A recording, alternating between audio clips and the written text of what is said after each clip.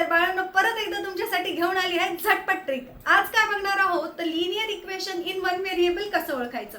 दोनच ट्रिक असतात आणि दोनच रूल्स असतात। एक पहिला रूल म्हणजे काय तर व्हेरिएबल एकच हवं, म्हणजे स्मॉल a टू z मधले कोणतेही व्हेरिएबल्स असतील, आणि दुसरे म्हणजे त्यांची पॉवर किती पाहिजे तर एकच पाहिजे।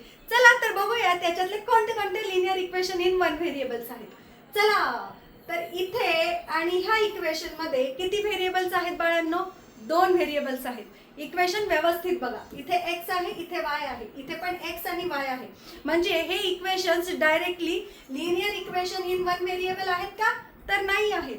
आणि इथे ह्या दोन इक्वेशन मध्ये एकच व्हेरिएबल आहे, पण दोघांपैकी एकच असा आहे जे linear equation in one variable आहे।